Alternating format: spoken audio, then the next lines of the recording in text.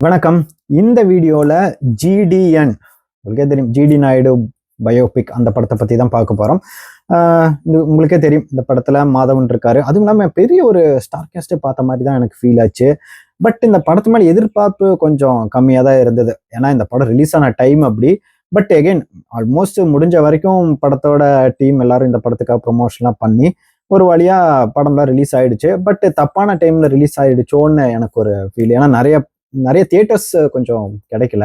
இதுக்கு முன்னாடி மாதவன் வந்து நடிச்ச ராக்கெட்ரி படம் நிறைய பேர் பார்த்துருப்பீங்க. பட் அகைன் அந்த படத்து மேல எனக்கு பெரிய ஒரு எக்ஸ்பெக்டேஷன் இருந்தது. அது நம்பி அவர்களோட பயப்புக்குன்றதை தாண்டி ஒரு நேஷனல் அவார்ட்லாம் வாங்குது. படத்துல வந்து சூர்யா ஒரு கேமியோ பண்ணியிருக்காரு, ஷாருக்கான் ஒரு கேமியோ பண்ணியிருக்காரு. ஒரு புதுசா இருக்கும்ன்ற ஒரு எக்ஸ்பெக்டேஷன் இருந்தது. பட் டு பி ஆனஸ்ட், அந்த படத்துல ஒரு நல்ல பயோபிக்கா சொன்னதாகட்டும் எல்லாமே ஓகே. பட் அகைன் பெருசா எனக்கு சூப்பராக ஓகோன்ற அளவுக்கு இல்லை. பட் ஓகே, நல்ல படம்டா அப்படின்ற மாதிரி ஃபீல் ஆச்சு. முக்கியமாக சொல்லணும்னா ஃபர்ஸ்ட் டைம் அந்த இதை இன்க்ரீஸ் பண்ணி, டெம்பரேச்சர் இன்க்ரீஸ் பண்ணி அவங்க செக் பண்ணுற அந்த மாதிரி சில காட்சிகள் மட்டுமே ரொம்ப ஒரு இன்ஸ்பைரிங்காக ரொம்ப நல்லா இருந்தது. செகண்ட் ஹாஃப்ல சில காட்சிகள் எமோஷனலாகவும் ஒர்க் அவுட் ஆயிருந்ததுன்னு சொல்லலாம்.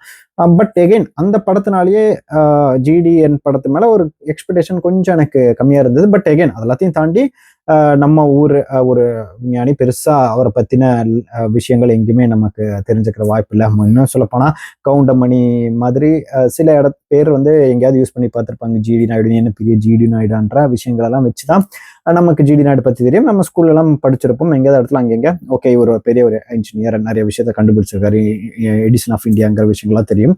பட் அகைன் இந்த கோயம்புத்தூர்ல கூட ஒரு மியூசியம்லாம் இருக்கும், நீங்க போய் பார்த்துருந்தா தெரியும். அந்த அந்த மியூசியம்ல வந்த பஸ் ஆகட்டும், பைக், இந்த விஷயங்கள் இந்த படத்துல காமிச்சது ரொம்ப நல்லா இருந்தது. நீங்க கோயம்புத்தூர்ல இருந்தீங்கன்னா, கோயம்புத்தூர் சரௌண்டிங்ல இருந்தீங்கன்னா, அட்லீஸ்ட் இங்க கோயம்புத்தூருக்கு வரப்போ இங்க போயிட்டு அந்த மியூசியம் பார்க்கலாம்.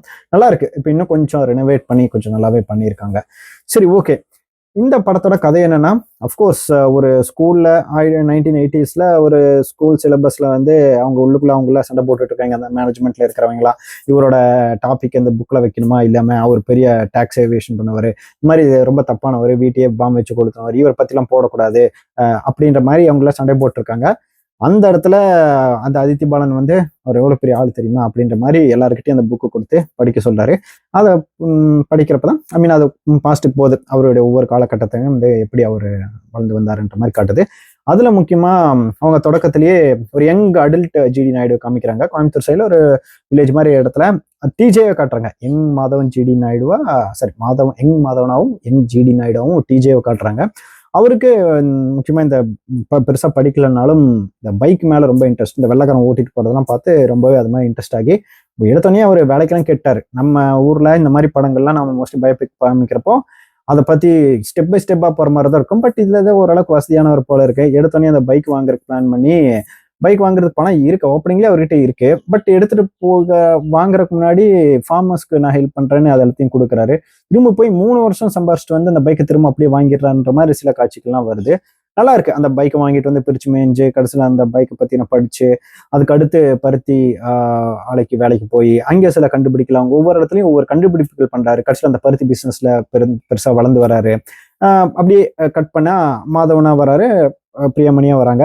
அதுக்கு அடுத்தும் இவங்க வந்து 2வது கல்யாணம் பண்றதாகட்டும், பஸ்ஸை வாங்கி மல்டிபிள் பஸ்ஸஸா பண்றதாகட்டும், இன்னும் அடுத்தடுத்து அப்படியே அந்த ஆஃப்கோர்ஸ் அவருடைய கண்டுபிடிப்புகள் சொல்றதுக்காகவே நிறைய காட்சிகள்லாம் வச்சு, மெயினா எங்க ஒரு கிளாஷ்னு வருதுன்னா அவர் கண்டுபிடிக்கிறதுல அங்கெல்லாம் எதுவும் பிரச்சனை வருதுல்ல. பட் இத படத்தோட மெயின் கிளாஷே இவங்க எப்படி வில்லனிசம் இல்லாம காமிக்கிறாங்கன்னா, இவர் வந்து பெனால்டி கட்டல, ஏன்னா இவரோட வளர்ச்சியை வந்து தடுக்கிறதுக்காகவும், பட் எகைன் கொஞ்சம் இந்த டாக்ஸ் எல்லாம் கோளாறு பண்ணி இவர் நிறைய பெனால்டி போட்டு அந்த இன்கம் டேக்ஸ் ஆஃபீஸருக்கும் இவருக்கும் அந்த கிளாஷ்ன்ற மாதிரி தான் படம் ஃபுல்லா கொண்டு போயிருக்காங்க அப்படின்னு சொல்லலாம்.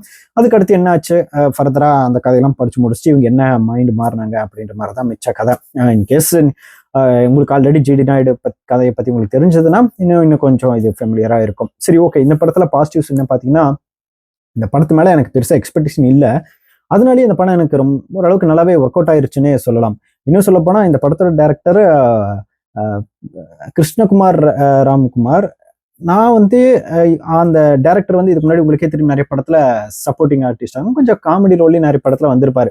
இன்னும் நல்லா சொல்லணும்னா நீங்க நிறைய படத்துல இந்த கூடெல்லாம் வருவார்ல, வட்டாரம் ஆகட்டும், மருந்து மரியம், இந்த இதுல எல்லாம் வந்து இந்த வட்டாரம்னு நினைக்கிறேன், அருந்து மரியம் நினைக்கிறேன், இந்த புல்லட் எல்லாம் கேட்பார்ல, இவர் நிறைய படத்துல அந்த காமெடி ரோல்லையும் கொஞ்சம் அந்த குணச்சித்திர வேடங்களையும் நடிச்சிருப்பாரு. ஆஹ் இன்னும் சொல்ல போனா ஓரம்பு படத்துல இந்த கை பார்க்கலாமே அப்படின்னு சொல்லுவாரா, நிறைய பேர் உங்களுக்கு தெரிஞ்சிருக்கும். இவர் நிறைய இன்டர்வியூஸ் எல்லாம் கொடுத்திருந்தாரு. இவர் தான் டேரக்டர் எனக்கு லேட்டரா தான் தெரிஞ்சுது. ஏன்னா படத்துலயும் ஒரு சின்ன ஒரு ரோல் இதுல பண்ணியிருக்காரு. சரி, ஓகே. நிறைய நல்லா இருந்தது. இன்னும் சொல்ல போனா அந்த இடங்கள் இவங்க காமிக்கிறதாகட்டும், அங்கங்க ஜம்ப் ஆகி சீன்கள் போற மாதிரி இருந்தாலும், ஏன்னா எடுத்தோடனே அந்த பைக் வாங்குறதுக்காக என்ன நினைக்கிறாரு, பைக் வாங்கிட்டு என்ன பண்றாரு, இந்த எபிசோடு பை எபிசோடா போகுது.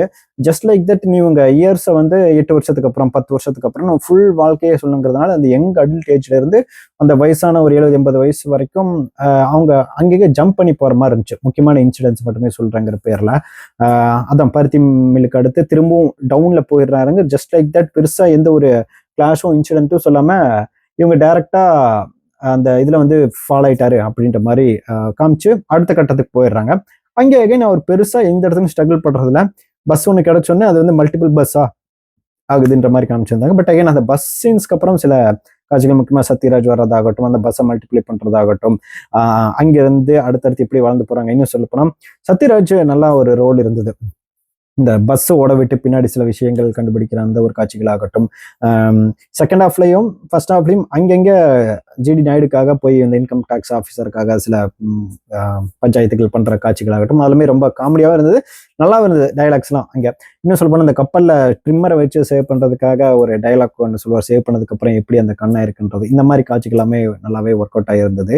ஃபர்ஸ்ட் ஹாஃப்ல டிஜே வர்றவர், அந்த டிஜே வந்து இந்த பைக்கை வாங்கிட்டு அது மேலே உள்ளான எமோஷன் ஆகட்டும், அதுக்கு அடுத்து அந்த பருத்தி விஷயத்துக்கு சில கண்டுபிடிப்புகள் அது ஆகட்டும்.